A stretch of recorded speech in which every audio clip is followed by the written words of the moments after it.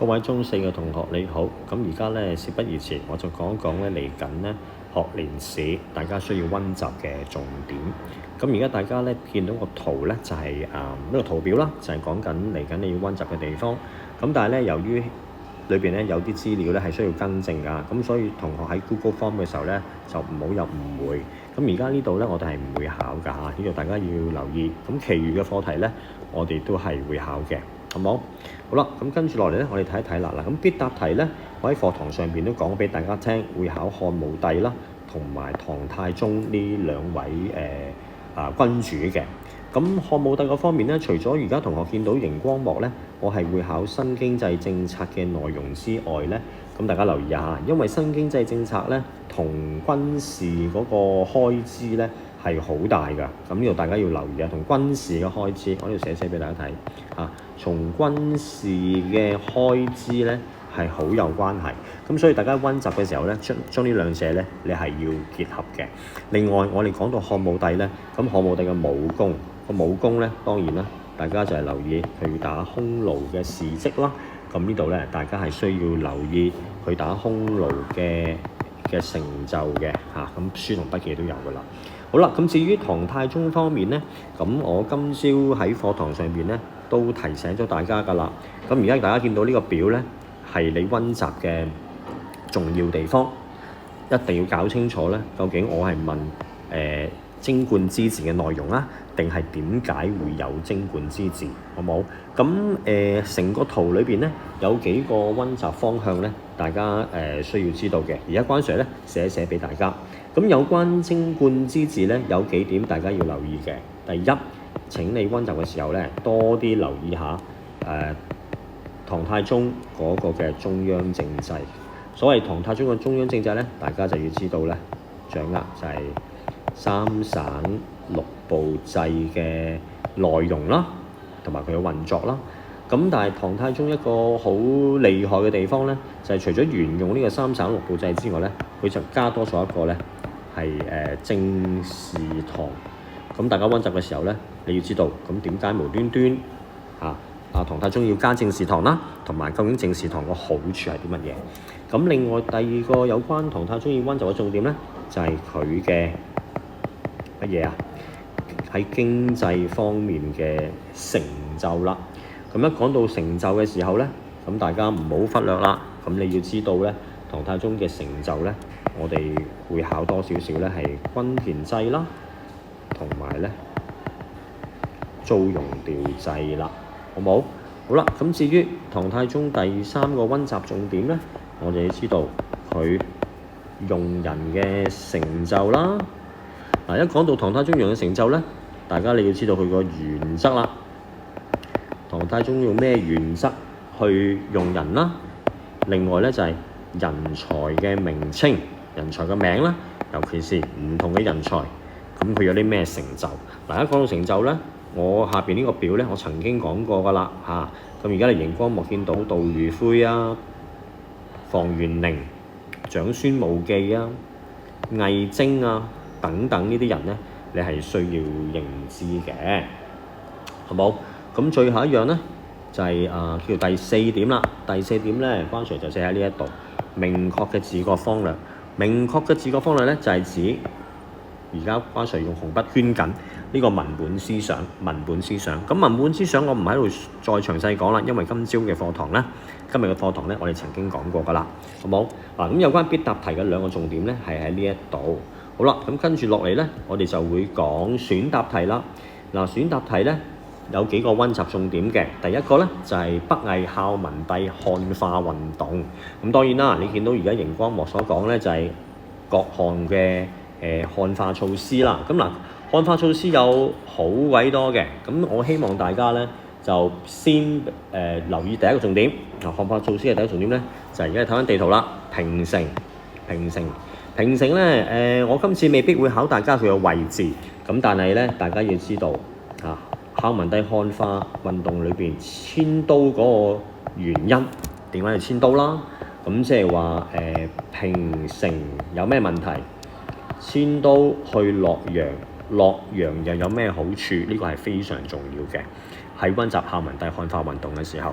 咁第二另外咧喺嚟緊考試咧係好重要嘅，就係考文帝係漢化措施裏邊咧有關各項嘅經濟措施。嗱，所謂經濟措施咧就係有啲咩措施係讓到鮮卑族咧脫離呢一個遊牧嘅生活，改為農耕嘅生活啦，同埋點樣令到北魏政權嘅經濟或者國家收入咧係會增加嘅。咁呢啲咧睇翻筆記就可以㗎啦。咁至於第三個重點咧，就係文化方面措施啦。嗱，呢度咧係重中之重啊。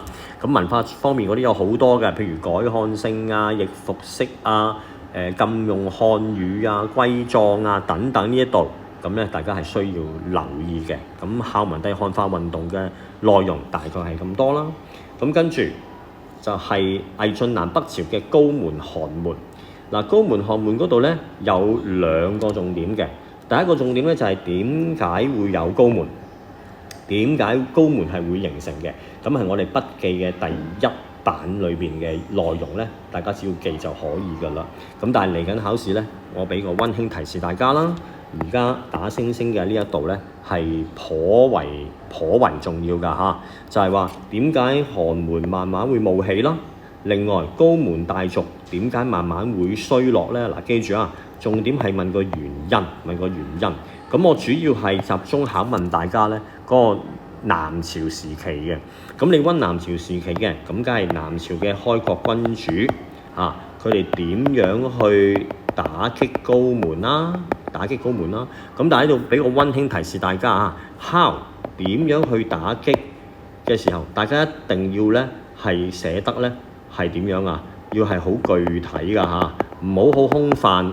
就係咁有啲君主嘅名，跟住就話佢打擊班高門，咁究竟點樣打擊咧？咁書裏邊係有內容嘅，咁呢個係第一個位。咁第二個位咧就係高門本身啦，高門嘅本身咧嗰個嘅腐敗，OK， 佢哋自甘墮落，咁所以大家咧又要具體啲啦，唔該清楚寫到高門嚇。喺政治方面啊、生活方面啊，佢哋點樣腐敗啦，點樣唔理政啦，就讓寒門咧慢慢崛起。咁呢個位咧係頗為重要嘅。好啦，至於隋文帝開皇之治嘅溫習重點咧，咁希望大家嚟緊咧係比較重視下隋文帝嗰個經濟方面啦。咁一講到經濟方面嘅成就，咁梗係有關隋文帝各項嘅經濟制度，咁有啲乜嘢啦？均田制啊、稅制啊等等啦。另外咧就係隋文帝開鑿嘅運河，咁啊運河得一條嘅啫，咁你睇一條嘅啫嘛。咁請同學咧睇翻地圖啦。咁你知道嗰條運河嘅名稱嘅時候咧，你要知道嗰條運河嘅作用係點樣。咁另外咧有關經濟方面咧，就係不得不提啦。就係隋文帝嘅倉教。嗱，咁隋文帝倉教有兩類噶嘛，第一類就係官倉啦，第二類就係義倉啦。咁呢兩類型嘅倉教咧，同學溫習嘅時候，千祈咧係唔好混為一談啊，將佢撈亂嚇。另外最後隋文帝，我哋要佢嘅評價啦。咁評價當然有正面有負面啦。咁呢度咧唔詳細講啦，因為書啊筆記咧都羅列得好清楚俾大家。好啦，最後去到尾聲啦，呢份卷最後一個考核嘅人物咧，就係而家大家見到嘅，我哋最近教完㗎啦，就係唐玄宗嘅開元之治。咁開元之治咧嘅溫習重點咧有兩個。咁第一個咧就係大家見到㗎啦，武偉時期、武則天韋后時期，究竟有啲乜嘢嘅弊政？有啲咩喺政治啊、經濟啊，譬如崇佛嗰啲係做得唔好嘅地方，任用私人啦、兵制又敗壞啊等等。咁呢度咧，大家首先要知道究竟有啲咩弊政，然後咧呢度重中之重啦，打粒星俾大家先，就係究竟唐太宗點樣去處理女人干政時候帶出嚟各方面嘅弊政，咁如何處理呢度咧？關 Sir 最後俾一個溫馨提示你啦。